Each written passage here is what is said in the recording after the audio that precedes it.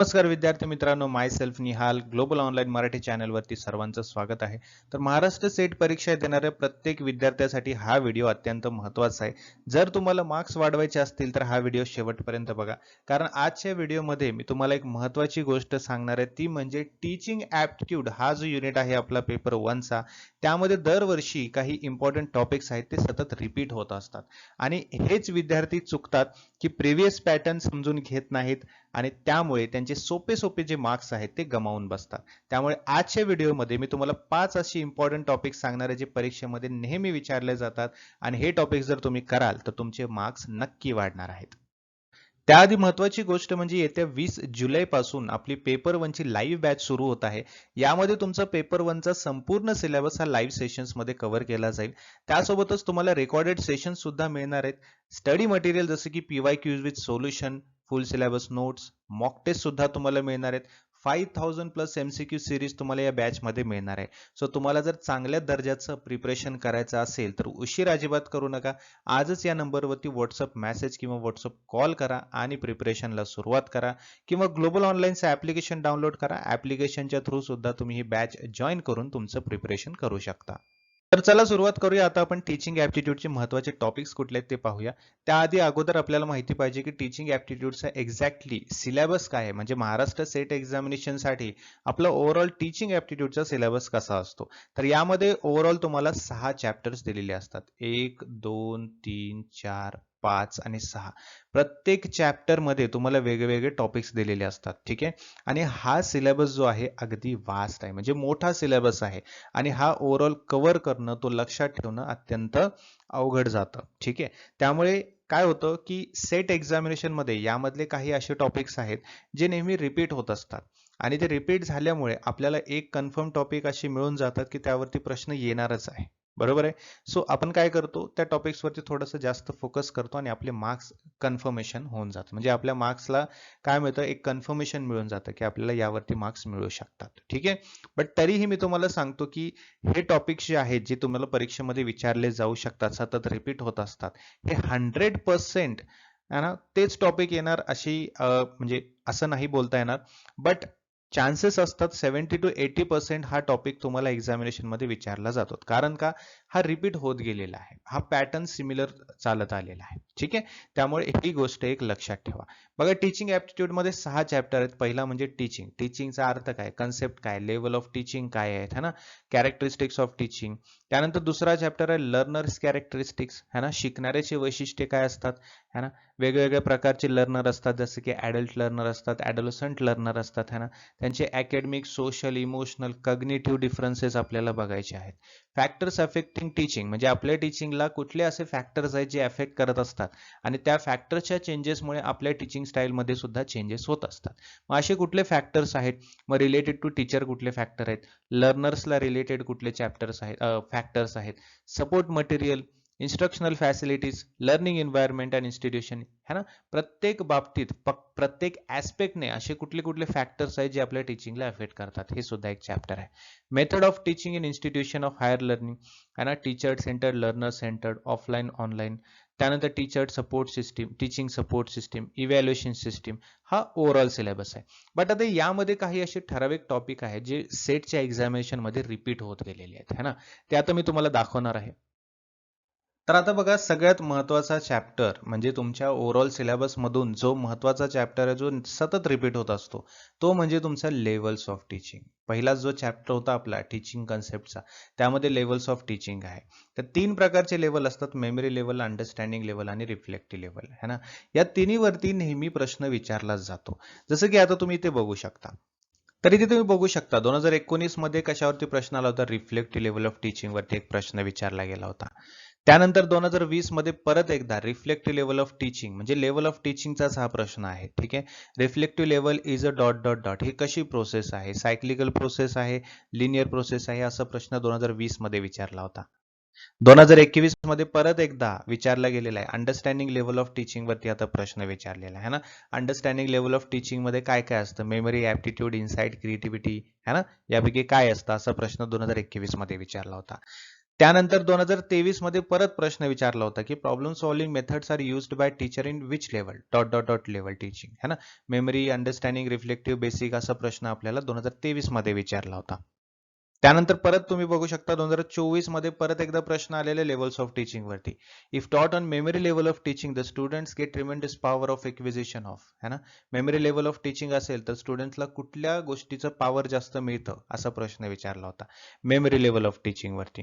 आणि latest exam 2025 मध्ये सुद्धा परत एकदा रिफ्लेक्टिव्ह लेवल ऑफ टीचिंग वरती प्रश्न विचारला गेला होता. सो हा जो टॉपिक आहे लेवल्स ऑफ टीचिंग, अलग लक्षात, लेवल्स ऑफ टीचिंग अत्यंत महत्वाचा चॅप्टर आहे. दरवर्षी तुम्ही बघू शकता रिपीट होत गेलेले आहेत प्रश्न, है ना. हा झाला तुमचा एक चॅप्टर महत्वाचा, 5 महत्वाच्या चॅप्टर पैकी एक चॅप्टर लेवल्स ऑफ टीचिंग. ठीक आहे. हा चॅप्टर तुम्ही अजिबात वगळायचा नाहीये, या चॅप्टरला अजिबात मिस करायचा नाहीये. हा चॅप्टर तुम्हाला शिकायचाच आहे. आपल्या लाईव्ह सेशन मध्ये हा चॅप्टर अगदी सोप्या आणि सरळ भाषेमध्ये एकदम इफेक्टिव्हली तुम्हाला शिकवला जाणार आहे. ठीक आहे. सो तुम्ही लाईव्ह सेशन मध्ये ते बघू शकता. त्यानंतर दुसरा महत्वाचा कन्सेप्ट आहे इव्हॅल्युएशन सिस्टीम, जो अगदी शेवटचा चॅप्टर आहे तुमचा. इव्हॅल्युएशन सिस्टीम वरती तुम्हाला प्रश्न विचारलाच जातो. आता फॉर्मेटिव्ह, समेटिव्ह, डायग्नोस्टिक असे 3 महत्वाची इव्हॅल्युएशन सिस्टीम आहेत, ते तुम्हाला लक्षात ठेवायचेच आहेत. ठीक आहे. इव्हॅल्युएशन सिस्टीमला अजिबात वगळायचं नाहीये.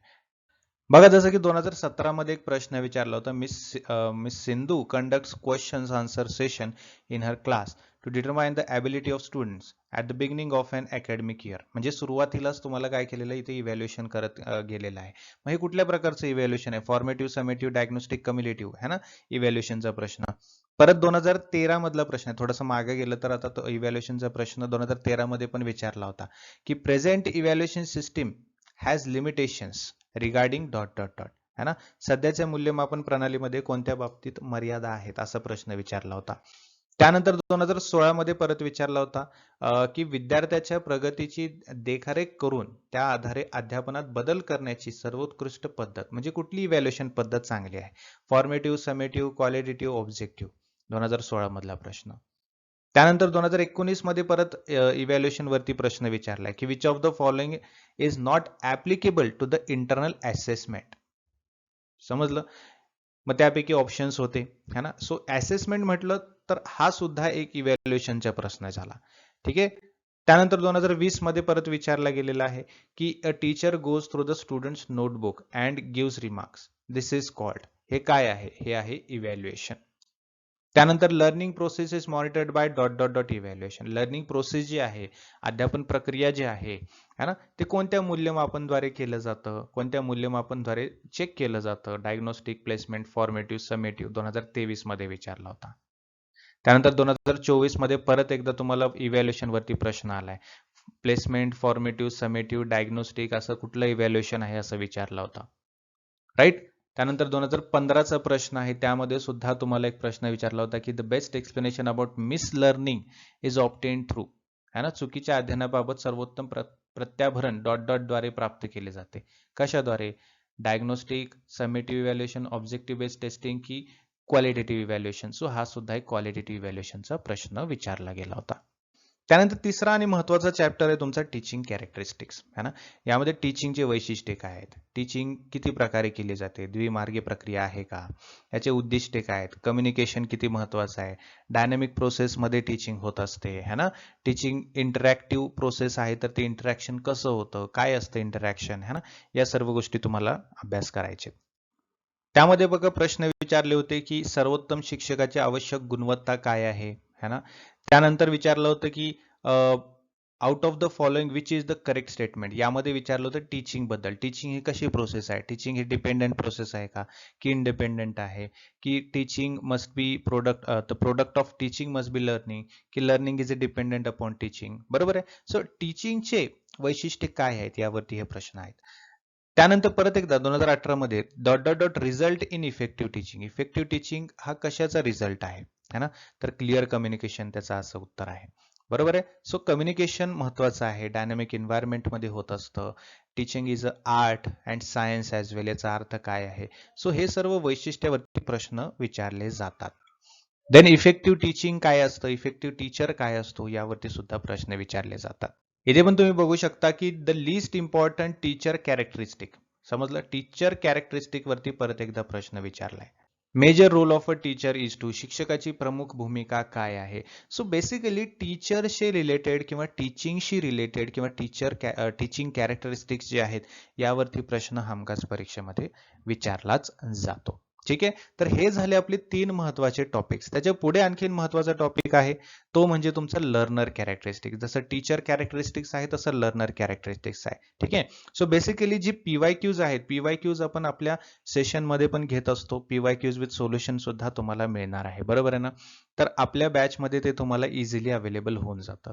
सो लर्नर कॅरेक्टरिस्टिक्स मध्ये सुद्धा तुम्हाला काही गोष्टी लक्षात ठेवायच्या आहेत, काही गोष्टीचा अभ्यास करायचा आहे. जसं की लर्नर सेंटर टीचिंग काय असतं, इंडिव्हिज्युअल डिफरन्सेस काय असतात, वेगवेगळ्या प्रकारचे विद्यार्थी असतात, मग त्यामध्ये कुठला डिफरन्स आहे हे आपल्याला बघावं लागतं. मोटिवेशन मुळे लर्निंगवर काय परिणाम होतो, इफेक्टिव्ह लर्निंगसाठी कोणते घटक आवश्यक आहेत, या सर्व गोष्टी तुम्हाला शिकायच्या आहेत. त्यानंतर तुमचा आणखीन एक महत्वाचा आणि शेवटचा चॅप्टर आहे तो म्हणजे टीचिंग सपोर्ट सिस्टीम. ठीक आहे.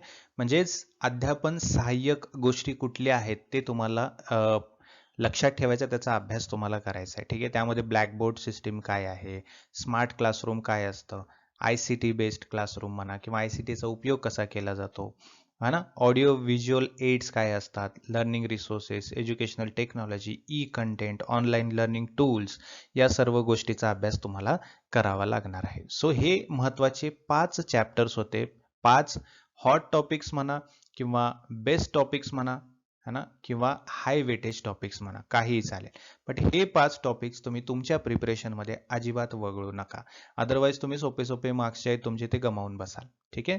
यामधून तुम्हाला हमखास प्रश्न विचारले जातातच. ठीक आहे. मी परत एकदा सांगतोय, 100% यावरून तुम्हाला प्रश्न येणारच असं नाही, बट चान्सेस आहेत, है ना, कारण हे प्रश्न रिपीट होत गेलेले आहेत. यावर हा पॅटर्न जर तुम्ही बघितलात परीक्षेमधला तो रिपीट होत गेलेला आहे. त्यामुळे हे टॉपिक्स महत्वाचे आहेत, यावरती फोकस करणं गरजेचं आहे. ठीक आहे. आणि महत्वाची गोष्ट विसरू नका, 20 जुलै पासून आपली नवीन बॅच सुरू होत आहे पेपर 1च्या प्रिपरेशन करिता. यामध्ये तुमच्या प्रिपरेशन मध्ये तुम्हाला स्टेप बाय स्टेप गायडन्स दिलं जाणार आहे एक्सपर्ट्स कडून, जेणेकरून तुम्हाला कुठल्याही ठिकाणी जर अडचण आली प्रिपरेशन मध्ये तर तुम्हाला तिथल्या तिथे सोल्युशन मिळणार आहे. यामध्ये तुमचा संपूर्ण सिलेबस लाईव्ह सेशन्स मध्ये कव्हर केला जाणार आहे, जेणेकरून तुम्हाला तुमचे कन्सेप्ट ही क्लिअर करता येतील आणि जे तुम्हाला स्टडी मटेरियल्स मिळणार आहे जसे की PYQs with solution, full syllabus notes म्हणा, मॉक टेस्ट सुद्धा मिळणार आहेत, 5000+ MCQ सिरीज मिळणार आहेत, हे प्रॅक्टिस करण्यासाठी मिळणार आहे. सो यामध्ये तुमचं अगदी चांगल्या दर्जाचं प्रिपरेशन होणार आहे. त्यामुळे उशीर करू नका, आजच या नंबरला व्हॉट्सअप मेसेज किंवा व्हॉट्सअप कॉल करा आणि प्रिपरेशनला सुरुवात करा, किंवा ग्लोबल ऑनलाईनचे ऍप्लिकेशन डाउनलोड करा. ऍप्लिकेशनच्या थ्रू सुद्धा तुम्हाला ही बॅच जॉईन करता येईल आणि तुम्हाला प्रिपरेशन करता येईल. ठीक आहे. सो वेळ घालवू नका, लवकरात लवकर प्रिपरेशनला सुरुवात करायची. प्ले स्टोर वरती गेलात की ग्लोबल ऑनलाईन सर्च करायचं, असं ऍप्लिकेशन दिसेल, है ना, इन्स्टॉल करून ओपन करायचं. ओपन केलं असं तुम्हाला दिसेल. त्यानंतर इथे स्टोअर सेक्शन आहे, ओपन केल्या केल्या एक स्टोअर सेक्शन दिसेल, त्यावर क्लिक करायचं. इथे महाराष्ट्र सेट MS सेट 2026 हे टाईप करायचं.